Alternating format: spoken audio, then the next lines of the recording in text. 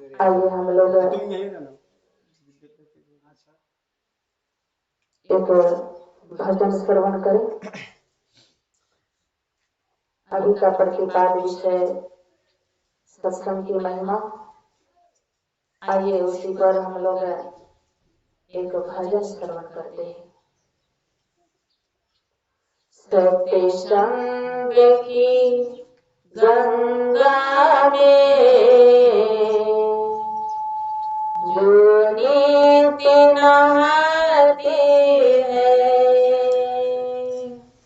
सत्य संग की गंगा में जो नीति नहाती है, सत्य संग की गंगा में जो नीति नहाती है, सत्य संग की गंगा में जो नीति नहाती है, पापी से पापी पावन बन जाते हैं, पापी से पापी भी पावन बन जाते हैं, सत्य संग की गंगा में जो नीति नहाती है।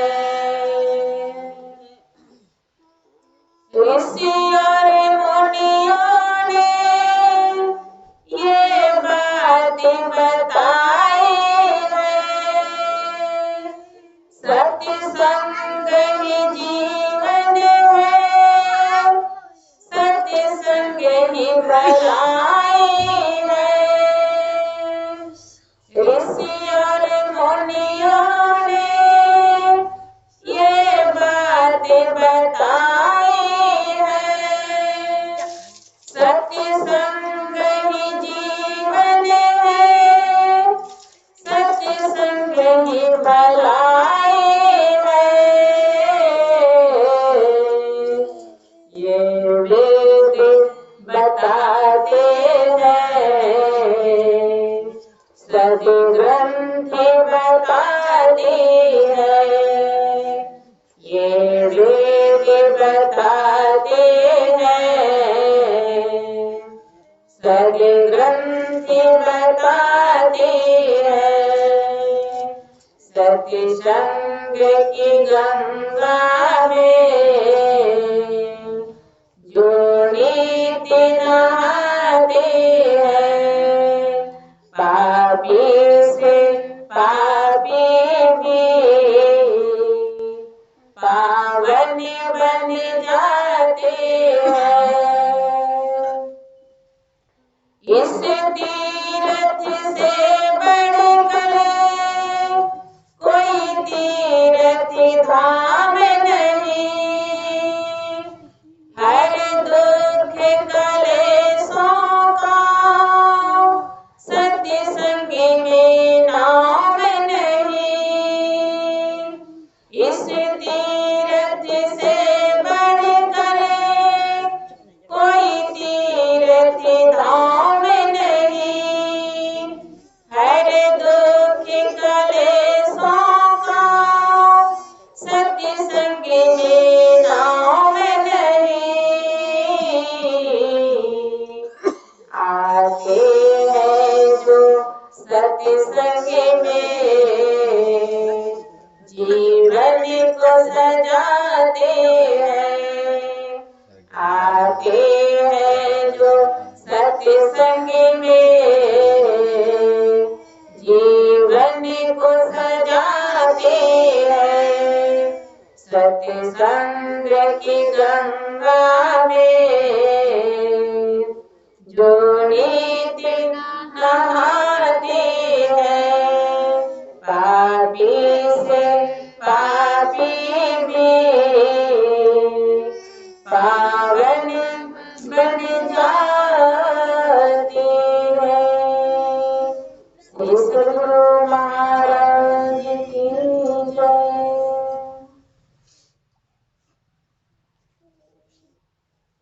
ध्येयं सदा परिभवाग्रमविष्टदोहम् तीर्थास्पदम् शिवविरञ्चिनोतं शरण्यम् धृत्यार्तिहम् प्रणतिपालिभवाब्धिपोतम् वन्दे महापुरुषते चरणारविन्दम्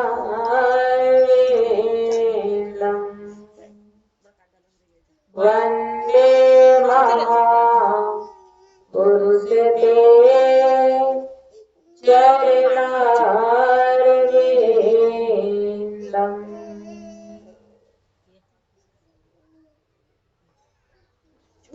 तीर्थों को भी पावन करने वाले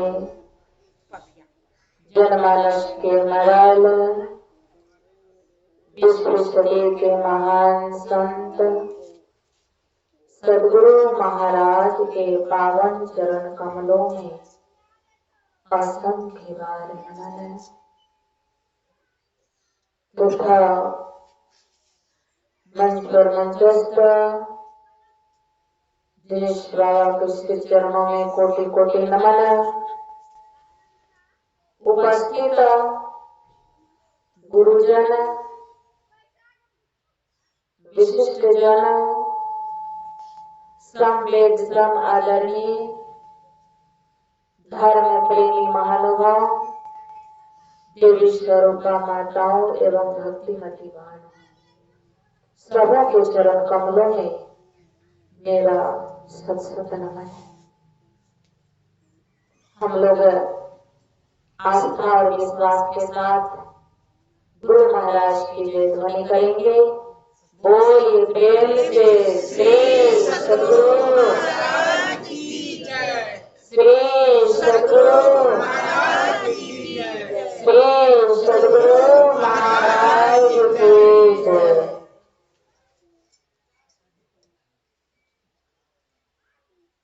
यह सत्संग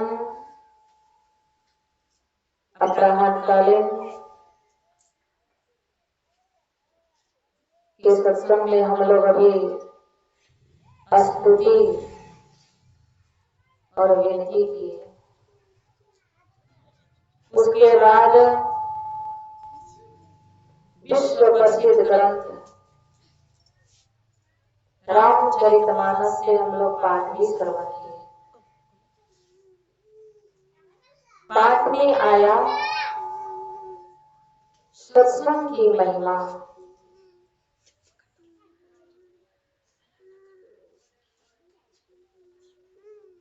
सत्संग की क्या महिमा है,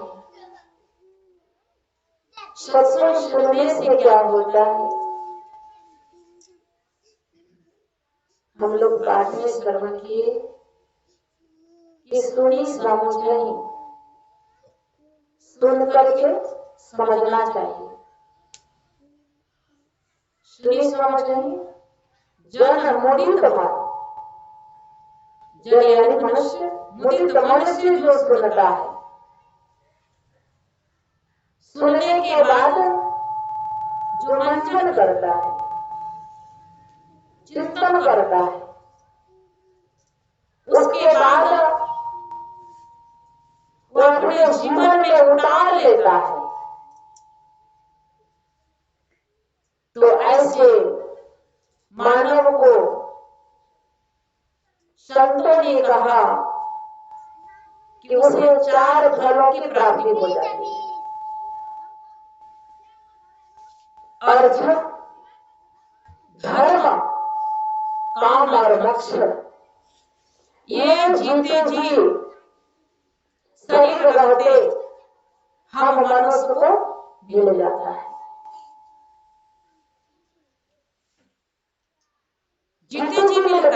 मरने के बाद का बात छोड़ दीजिए, मरने के बाद सदगति हो जाती है, उसकी अधोगति कभी नहीं होती।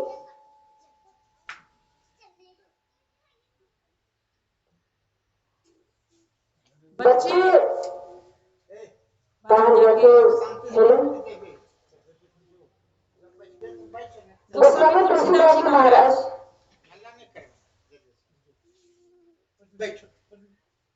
लिखते हैं इस रामचरितमानस में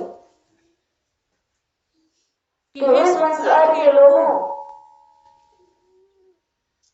तुम अगर सत्संग कर लेते हो तो संसार में हम मनुष्य जो भी चाहना करते हैं वह हम आपको मिल जाता है। जैसे एक छोटी सी गुरु महाराज की संस्मरण है, सीटी मारता है कम। गुरु महाराज जी कहीं से सत्संग करके वापस आ रहे थे, सत्संग करके वापस आ रहे थे। यही बांका जिला जो हम लोग मनियारपुर जाते हैं तो बाराहाट स्टेशन पड़ता है, पंजवारा बाराहाट ट्रेन लेट थी। गुरु महाराज जी ट्रेन की प्रतीक्षा में थे, उनके शिष्यगण सेवकगण भी थे। तो गुरु महाराज जी को कुर्सी दिया गया बैठने के लिए। गुरु महाराज जी बैठ गए। जो भी भक्तगण सुने कि गुरु महाराज जी बैठे हैं, भीड़ लग गई भक्तों की। तो कुछ लोग भी गए,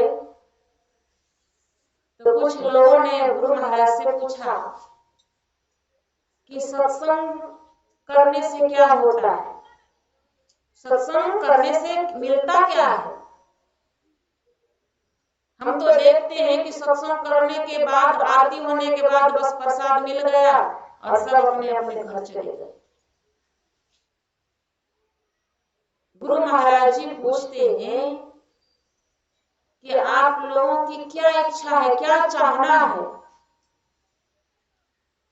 उन लोगों ने कहा कि महाराज चाहना का भी कोई अंत होता है, एक इच्छा पूरी होती है तो दूसरी इच्छा जारी हो जाता है। कभी किसी की इच्छा संसार में पूरी नहीं हुई है। तो गुरु महाराज जी कहते हैं कि सुनो जी, तुम लोग चाहते क्या हो, अच्छा मैं ही बताता। क्या तुम लोग सुमति चाहते हो या कुमति चाहते हो? तो कुमति कौन चाहेगा? सभी कोई चाहते हमारी मति यानी बुद्धि, हमारी सुबुद्धि हो। कहा उन लोगों ने कि हम लोग अच्छी मति चाहते हैं। का संसार में कृति चाहते हो या अपकीर्ति चाहते हो?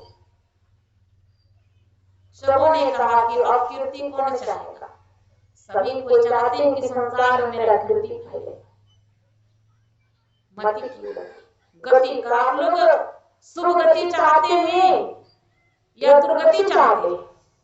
ये कोई चाहेगा दुर्गति हो जाए हमारी? कहा कि हम लोग अच्छी गति चाहते हैं, शुभ गति चाहते हैं। कहा आप लोग भलाई चाहते हैं या बुराई चाहते हैं? बुराई कौन चाहेगा? कोई नहीं चाहेगा। सभी कोई चाहते हैं कि मेरी भलाई हो। तब गुरु महाराज जी कहते हैं कि सुनो जी, सत्संग में यह सब, सत्संग जो करता है उसको यह सब चीज मिल जाता है। गुरु महाराज जी प्रमाण देने लगे। प्रमाणित है ये बात, अभी हम लोग पाठ में भी सुने होंगे। गोस्वामी जी ने लिखा कि मति की रति गति भूति भलाई, है ना, मति की रति गति भूति भलाई। तब मति की रति गति होती भलाई, जब जही जतन जहाँ जही पाई। ये कहाँ मिले कहते हैं, सो जानव सत्संग प्रभाव, लोकहु वेदना आन उपाय। यह सब चीज सत्संग करने से मिलता है। देख लीजिए किसी जो सत्संग करते हैं, हमारे साई स्वामी जी महाराज कहते हैं कि नहीं था कोई पूछन हारा, कोई मुझे कोई जानते थे पहले, मैं सत्संग करने लगी।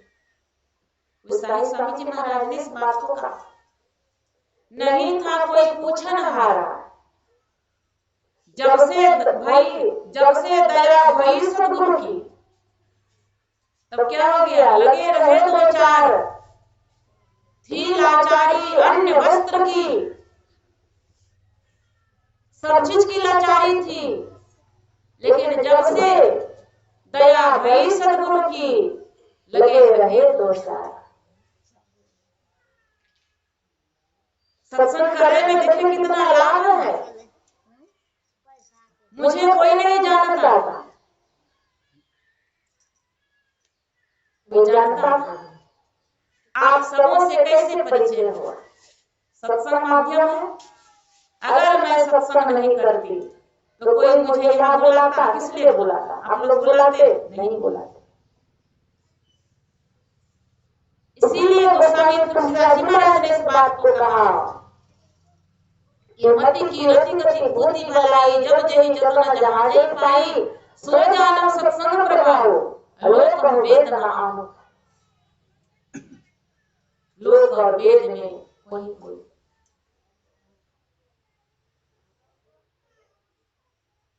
सत्संग करने से देखिए कितने का उद्धार हो गया। हम लोग अभी पूर्वता से सुन रहे थे नाभाजी महाराज के विषय में। नाभाजी महाराज जाति के लोग थे। तुलसीदास जी महाराज को भी एक बार जाति का घमंड आ गया कि मैं ब्राह्मण। नाभाजी महाराज जाति के लोग थे, निमंत्रण दिए, देने गए, स्वीकार नहीं, यानी बाहर निकले ही नहीं गुफा से। और जब उनके भंडारा में गए, तुलसीदास जी महाराज सबसे पीछे, कहा सारी पत्तल बढ़ चुकी महाराज, आप अभी आए। तुलसीदास जी क्या कहते हैं कि हे नाभाजी महाराज, पत्तल बढ़ चुकी तो क्या हुआ, किसी संत की जूती रखी हुई थी। संत की जूती में भी वह प्रभाव है। जैसे रैदास जी महाराज जूती बना के रखे थे ना, इस खड़ा करके, उसमें जो पानी था, राजा आए थे, कहा कि रैदास जी महाराज मेरे ऊपर कृपा करो। रैदास जी महाराज ने क्या किया, उस जूती का जो पोनी था, जूता का जो पोनी था, हाथ में लेकर के कहा लो चरना में। उसने सोचा कि ये तो चंबा का पानी मुझे दे दिया, लेकिन वह क्या था, अमृत था, अमृत। संत की पहचान भी सब कोई नहीं कर सकते। और अंततः वह राजा रैदास जी महाराज के शरण में आना पड़ा। ऐसे होते हैं संत। नाभाजी महाराज के क्या करते हैं, जैसे ही कहा कि ये जूती में, यह जूती ही मेरे लिए पात्र है, बर्तन है, इसी में मुझे भोजन दीजिए। नाभाजी महाराज समझ गए कि अब देव तुलसीदास जी महाराज को अहंकार समाप्त हो गया। उन्होंने गोस्वामी जी को क्या करते हैं, हृदय से लगा लेते। जैसे ही हृदय से लगाए, देखिए तुलसीदास जी महाराज की दिव्य दृष्टि खुल गई। सत्संग जो करता है उसके संग संग रिद्धि सिद्धि चलती है। एक बार सत्संग मनोयोग पूर्वक करके तो देखिए, एक बार संसार से मुड़ करके तो देखिए, सत्य का संग करके तो देखिए। हम लोग सत्संग करने से बहुत लाभ होता है। संत सम्राट बाबा कबीर कहते हैं अपनी वाणी में कि जिन्होंने अपने जीवन में सत्संग को धारण कर लिया, सत्य का संग कर लिया, उसका जीवन वह इस संसार में अमर हो गया। यह सत्संग क्या है? सत्संग जो है ये अमर फल है। यह परमात्मा का वह रस है और इस रस का पान जो करता है वह अमर हो जाता है और संसार में उसकी लोग पूजा करते हैं, पूजे जाते हैं वैसे लोग। देख लीजिए हम लोग उनकी वाणी को पढ़ करके। संत कबीर साहब कहते हैं कि पूज्य होत नर जगत में अस सत्संग प्रभाव, अस सत्संग प्रभाव, पूज्य नारी जिमि मीराबाई। स्वबच सुदर्शन पूजे, पूजे सदन कसाई। कैसे पूजे? पूजने योग्य हो गए। पूजे सदन कसाई, कसाई का काम करता था सदन। नाभा भंगी पूजे, पूजे रैदास चमारा। वाल्मीकि मुनि भये, करो मन माहि विचारा। करो मन माहि विचारा, मन में विचार करो। मीरा के अंदर वह शक्ति कैसे आ गई जो विष को भी अमृत बना दे? यही ध्यान और सत्संग करते थे, गुरु की भक्ति करते थे।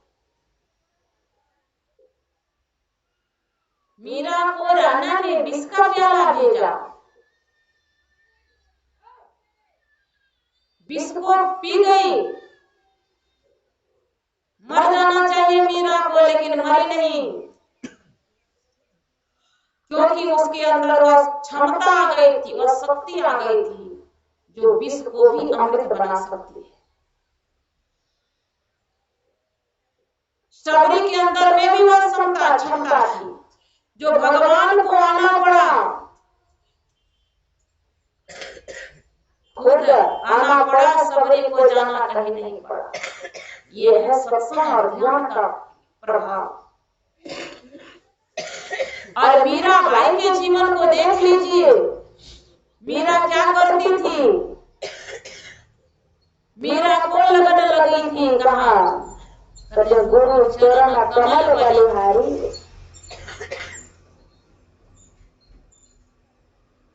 उनके चरणों में प्रीत लग गई थी, प्रेम हो गया उन गुरु के चरणों में। मीरा मगन हो गई थी।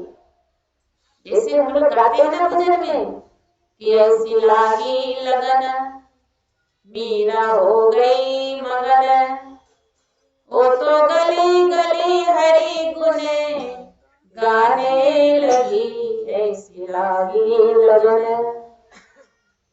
मीरा कोई साधारण नहीं थी। महलों में पली बन के जोगने चली, महलों में पली बन के जोगन चली। मीरा सागर में सरिता समाने लगी, वो तो गली गली हरि गुने गाने लगी, ऐसी लागी लगन। ऐसी लग गई लगन। राणा ने पिसे दिया मानो अमृत पिया, मानो अमृत पिया। और विष पी करके मीरा अमर हो गई मरी नहीं, यानी वो अमृत पान कर चुकी थी पहले ही। कौन सा अमृत? भैया जी हरि रस पी मतवारा। हरि के रस को पी करके मतवाली हो गई सहजो बाई। लेकिन हम लोग संसार के रस को पी करके मगन है। अभी इलेक्शन का समय है, जब जाते हैं लोग ना हाथ जोड़ करके खड़े हो जाते हैं और क्या कहते हैं, ध्यान दीजिएगा। अगला क्या कहते हैं, अरे कुछ खर्च वर्च करो, तो खर्च क्या करते हैं, मुर्गा और दारू, यही खर्च करते हैं। क्या यही मानव का कर्तव्य है? लोग अपने धन को अधर्म में पाप में लुटा देते, क्योंकि उनको ज्ञान नहीं है। कभी जीवन में सत्संग सुना नहीं, सत्संग में बैठा नहीं, ज्ञान कहां से होगा।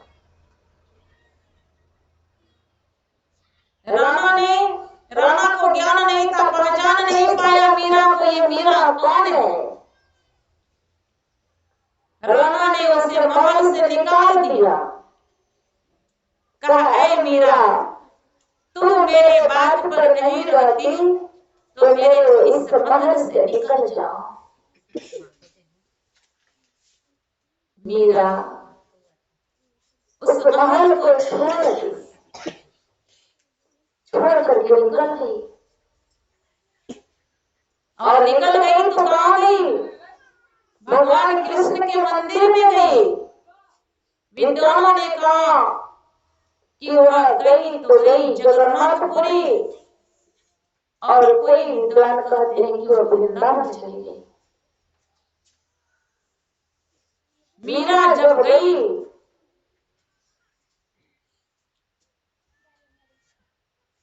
तो यह जो राजमहल था, राणा का जो प्रजा था, उनके राज्य में अकाल पड़ने लगा, क्योंकि किसी भक्त का कोई अपमान कर देता है, संत का कोई अगर अपमान कर देता है तो संत तो सह लेते हैं, वह कुछ नहीं कहते हैं।